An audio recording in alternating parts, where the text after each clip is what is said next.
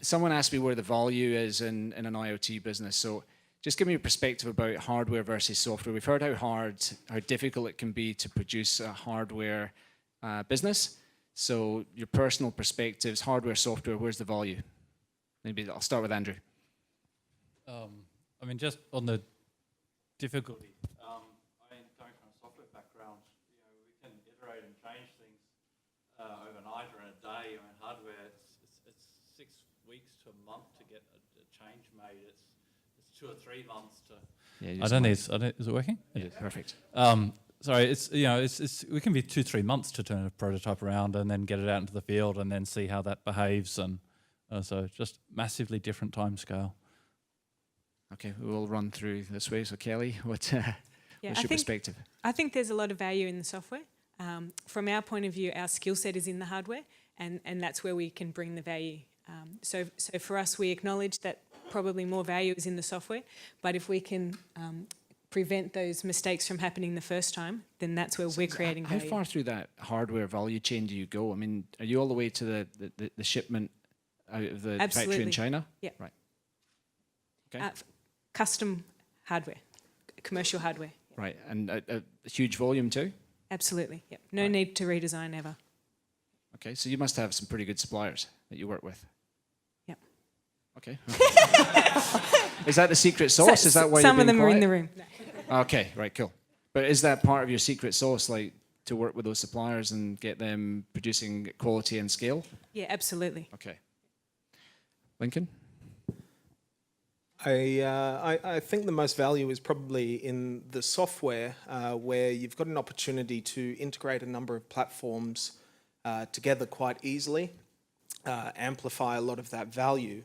But really where it comes to life is in the hardware itself. So the hardware is what makes the software a physical thing. And especially in what we do, a lot of people are really constantly asking us about the hardware. But for us, we don't do the hardware ourselves. We get someone else to do it. And really you've got to be careful in the capital cost of that hardware as well. And so, yeah, and some of it boils down to the capital cost, as you say. I mean, like to fundraise for a serious at-scale hardware business is very expensive. I mean, there's one startup out of Melbourne, CliniCloud, they're called. I think they raised $5 million, and a lot of that was for their just working capital getting tied up in all their supply chain out of China. Yeah. So with what we've done, we've only actually funded our test. So we, as far as capital goes, we only funded the test capital. Our whole business model is built around brands and franchisees actually funding the capital, because in order to grow as a business, there is no opportunity for us, say we want to roll out 1,000 stores, 100,000 stores, it just ties up too much money. So I think there's a huge opportunity to amplify the value in the software. Okay. And Deb, well, we used to be a hardware business. We started in home automation and then apartments, and so we actually had to supply hardware. And I agree with Kelly, it's really where your skill set is, and we're essentially a software company. Our skill set, the founders are both software people. We just had to do hardware by necessity, but we were very passionate about creating a scalable business. So we were always looking for who we could partner with for the hardware.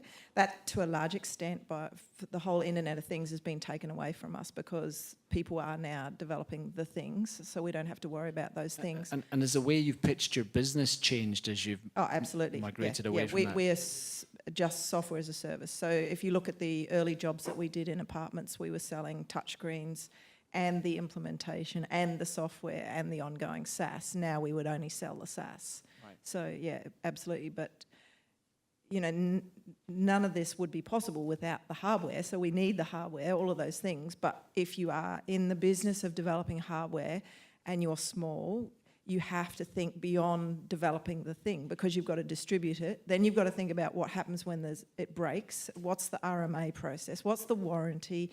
And what's the end of life? And how are you going to upgrade the firmware? And there's just a lot to it. So you really have to think very deeply when you get into that. And I would suggest by all means go out, develop amazing things, and then partner with companies like, you know, Intel that are in the business of hardware. Yeah, and just on a slightly tangential question, I mean, just around the fundraising, I mean, 1.25, is that how much you said you'd raised? I mean, to be at the size you're at with 30 staff and I suspect close to profitable or, right, that's why you got grey hair. So any comment on that? You tap into every source of funding. I mean, so people often play on this whole female founder thing, and to look, honestly, all the founders I know struggle, especially Australian founders, but even in the US. I mean, it's not like every struggle with fundraising. You mean, right? Yeah, and keeping a business afloat while you're growing, but you learn to be as savvy as you can, and so you bootstrap. You find customers early. You love those customers to death, so they stay loyal. You tap into every source of funding, and I mean, in this country, unlike the US, we do have sources of funding, grants and R&D funding. You know, so the US is in a favoured spot. If you're a West Coast male, 23-year-old clever software engineer coming out of Stanford or MIT, you will probably get funded. But honestly, I know just as many male 20-something-year-olds who haven't been funded, and they're not in the favoured spot. So I think 99.9% of all businesses struggle with funding. Yeah. Yeah, no, it's true. And I do want to use that as a sort of next sort of question or theme, and then we'll run through, and then I do want to switch over to the floor for some questions. So, look, I mean, I've been in the startup game for 12 years now. There's been definitely a resurgence within the startup community. There's more startups coming through. It's cheaper to launch a startup. I mean, you know, companies like AWS have really come in and just allowed, you know, startups infinite computing power, only pay for it when you use it, all that good stuff. What's come with that is what I'm calling the appification of investment. So you don't need the investment money. Like 10 years ago, you'd maybe need $1 million to launch an e-commerce site. Now you could probably do it for $5,000 in a bit of time in your bedroom. Well, actually, that sounds terrible, but you don't need as much time or money to launch a startup. So the concept between an engineer spending, and pick a number, 200 or 300 hours to get an MVP together versus what I think you guys are doing, which, you know, I'd call deep tech, which is thousands of engineer hours to get a product together. Now that, by its nature, probably needs more funding. So I just want to get your individual perspectives on that, app tech and the themes around that, and deep tech and how that applies within the IoT space. So look, we'll maybe just run back across the panel again, and then we'll throw it open. Yeah. Yeah, look, I see this with Ian. We both mentor at StartMate, and you know, we see hardware startups applying, and most of the mentors are scared because they look at it and say, like, this is really hard. It's going to be expensive. You're probably going to run out of money. Pooled Energy, we spent 2 or 3 years in R&D before we even ran a beta trial. We spent a year running a beta trial with just 50 customers. We've now raised $10 million to get this thing to a point where we can actually go to the market and sell it. And so I think it's a different set of investors, and it's almost a different community. Like, to me, the IoT community at the moment feels like the sort of that app tech startup community felt like in about 2008. You know, it's kind of in its infancy almost. And so we sort of need to get a different group of people out of their offices. We need to get those people from the electronics manufacturing industry. They're there, but they're kind of not in that app tech scene. And those guys sort of have more understanding and more experience. They're less scared of these startups. They can add more value because they know what's involved. And so I think it's really that pulling together. This event is fantastic for that, but this is where it's all got to start to change that thinking. So I might ask you this one, Andrew, because you've played in this space for possibly longer than these others, and Deb might have some comments too, but the investors, or the latest batch of money that's flooded into the VC community, so Airtree, Blackbird, Balador, Square Peg, I mean, they've raised a lot of money. It's probably over $1 billion of good VC available. Not much of that has been spent. Where do you think this sector in this room is where a lot of that later stage, bigger check size is going to go in the next few years? I don't think personally, I don't think we're going to see the Blackbird type money go into it. I think it's going to go into more of the same, and they've got a pretty strong investment hypothesis that I think will be deployed. So, is that a good thing, or? I think it is, because we need successful VC if we want to see more VC. And so, but I just think we need to accept that we're kind of in our own ecosystem here. And I think everyone in this room needs to be part of building that, these events. If you look at what brought that tech ecosystem got off the ground in the early days, it was companies like Atlassian, but it wasn't like $1 billion Atlassian. It was like 50-person Atlassian that was still trying to find its way and build revenue, but was still giving back to the community. And so I think we just got to, there's a lot we can learn because these people are around us, but just accept it. It's just going to take a bit of time. Okay, cool, thank you. Kelly, app tech versus deep tech, what are your perspectives? Yeah, we are fortunate to get an interesting perspective on that because we came from a design house background. So we see a lot of companies, we speak to a lot of companies and we do a lot of projects for different companies.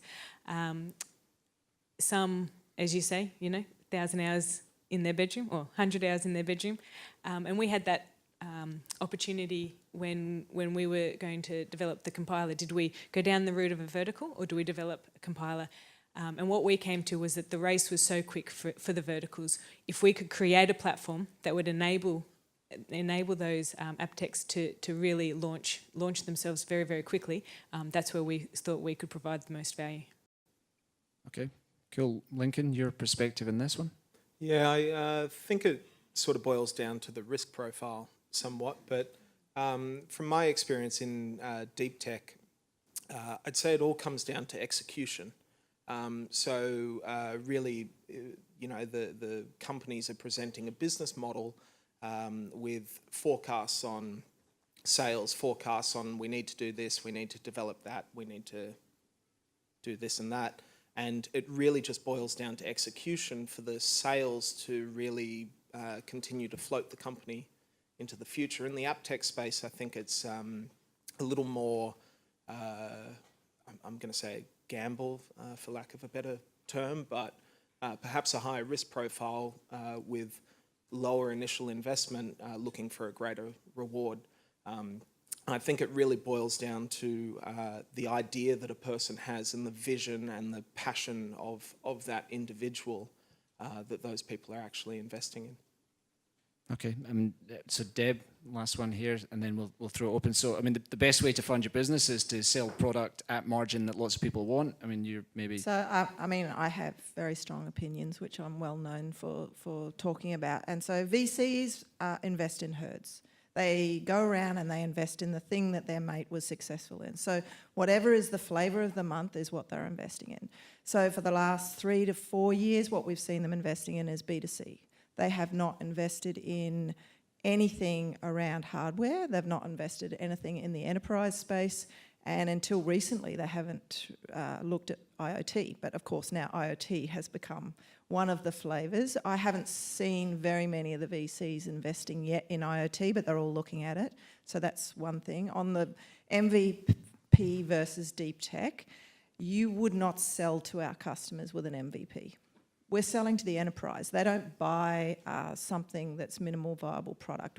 Our sales cycles are 12 to 18 months. They don't just look at something and think, oh, that might work and put that in. They put us through the most rigorous reviews of security and connectivity and functionality and, future life and all of that. But when you were just starting and making your first sales, there's an axiom out there that if you're not a little bit embarrassed by your first product, you're a little bit too late.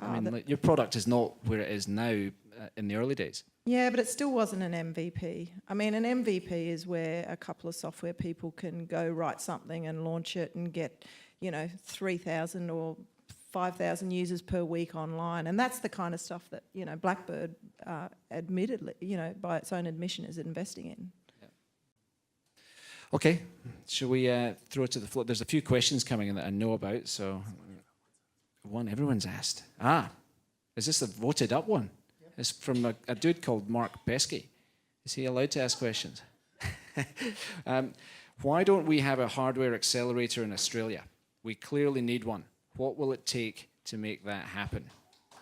Good question, and thank you for the applause back there. So, I'll generally start with a very quick comment and throw it to you. There's not many accelerators in that traditional sense of, here's 50 grand, we're going to take a little bit of equity, we're going to throw mentors at you and put you in a 3-month program, get you out the other side.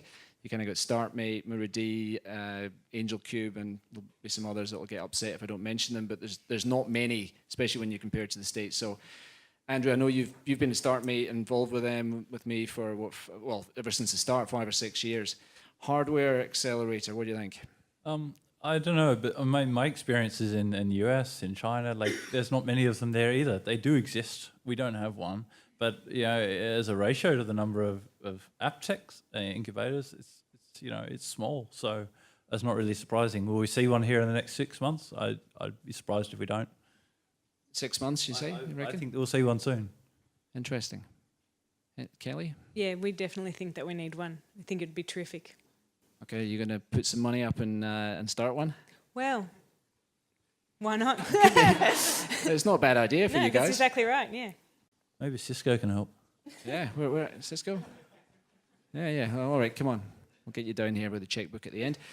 Lincoln? If I had to guess, again, maybe it boils down to the risk profile of it all.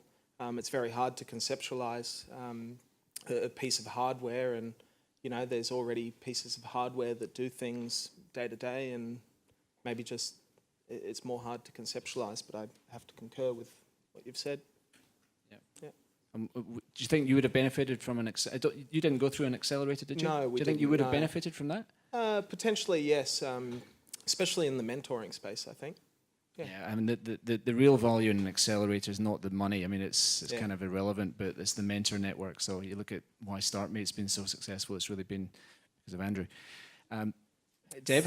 Well, so I don't necessarily have any desire to own hardware, but we've had, on 2 occasions, we've had customers we've had requirements for a piece of hardware where we've had no choice but to go out and develop it. So the first one was when we did our first intercom building, and we developed literally the first IP intercom in the world.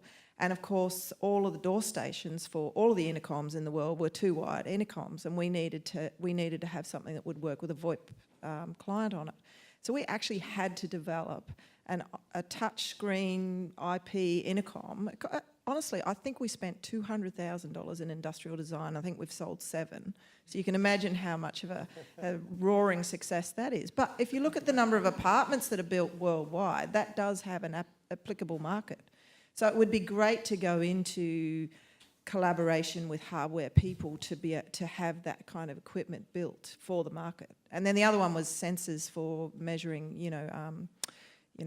carpet fumes and paint fumes inside buildings. There's still no sensor that does that. Okay, well, that'd be good to see. Right, let's get some Q&A from the floor. So I'm sure you've been dreaming up some questions while we've been talking. And if you haven't, I do have one more down here. All right, let me ask mine. So 50 billion IoT devices by 2020. Computing power off the scale all over the place, whether it's at the local level, the cloud level, everything else level. When are we going to see Skynet? I mean, like, this is when you combine those stats with the potential of IoT, and it's semi-tongue-in-cheek, but how concerned should we be around the rise of the machines, Andrew? Well, we know when we see it. I don't know. Yeah, we'll keep this one quick. I mean, and we will.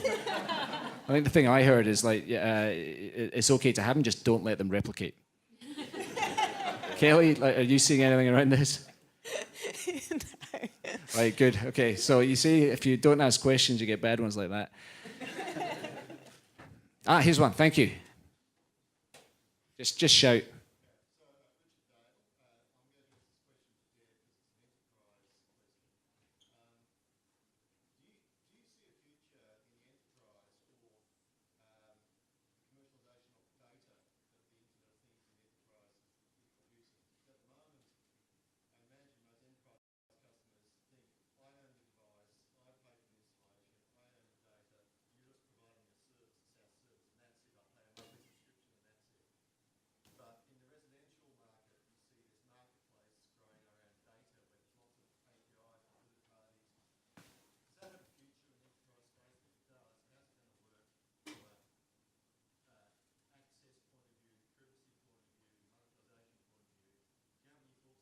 Yeah, lots.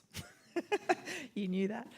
So my view is customer owns their own data. The building space has been held over the barrel for the ownership of their own data. So we're very, very transparent pricing model, and the customer owns the data. However, we host the data, and so so long as we anonymise it, we absolutely will provide things like benchmarking. So a customer who's got a building in Wellington, New Zealand can compare themselves against a similar size building on a square metre basis, similar occupancy with a building in Seattle, Washington, and see how they perform across the world. So I definitely think that we will use the data, but it will be in an anonymised state, and the customer owns the data, and we show them how to back it up and take it with them. So it was maybe something we should ask. It's like software, hardware, or big data. I mean, I'll maybe ask Andrew about this one, because I know that pooled energy. When I was talking to John, he was talking about the size of data that's going to be generated from this.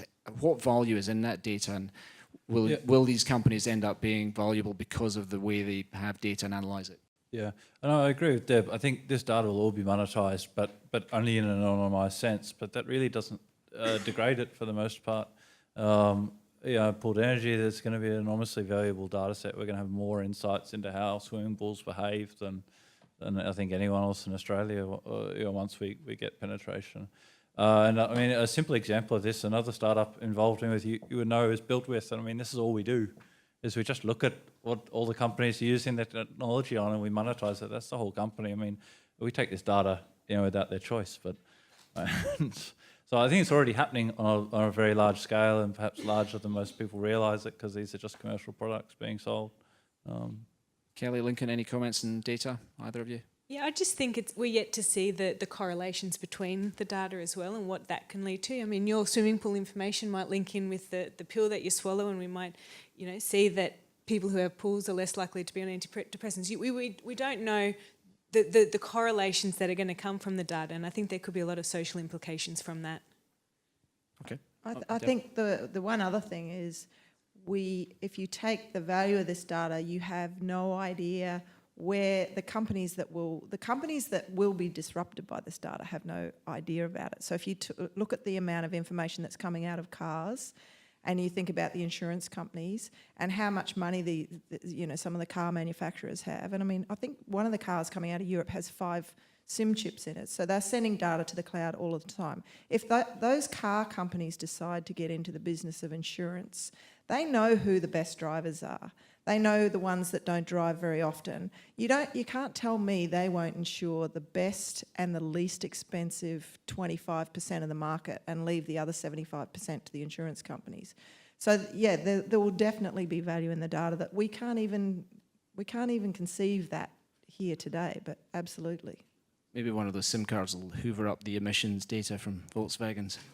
I think that's what No it was one's made there that for. joke today I think yet, that have was they? there for that. Yeah, anyway, naughty Volkswagen. Right, we'll take one more question, I think, and then, very insistent, Mr. Cisco, was it? That's all.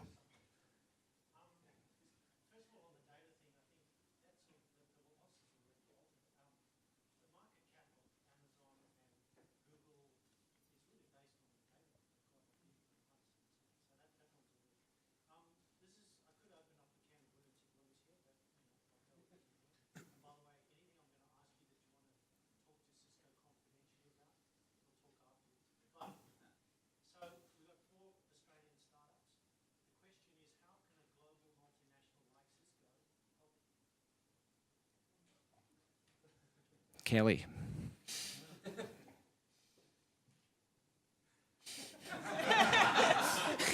Taken a bit by surprise. I might leave Simon to answer that one.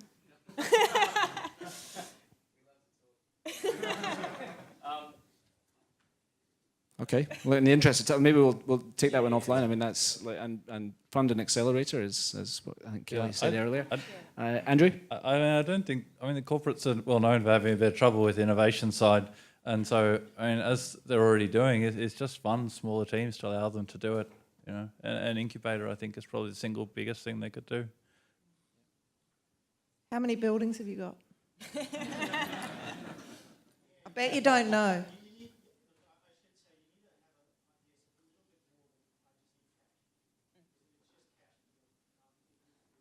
What if they said, we just need a customer? So, I mean, that's really what Deb's saying.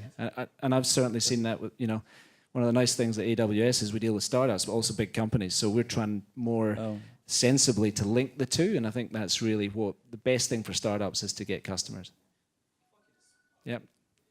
Just quickly.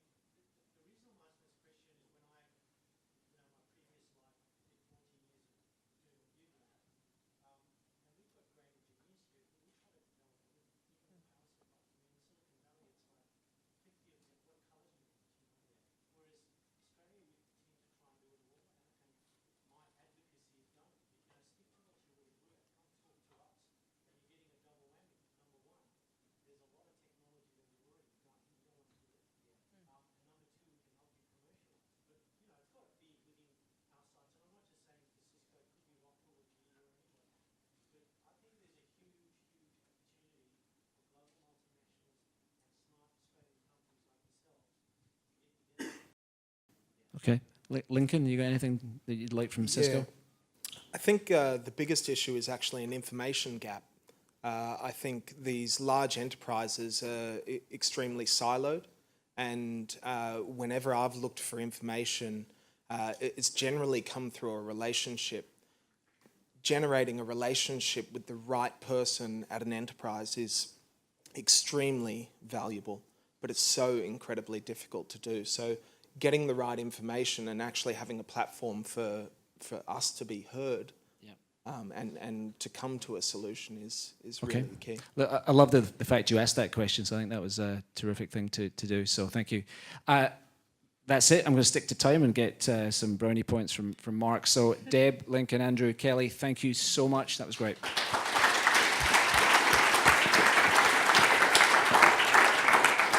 And ladies and gentlemen, let's thank Ian for running a great panel.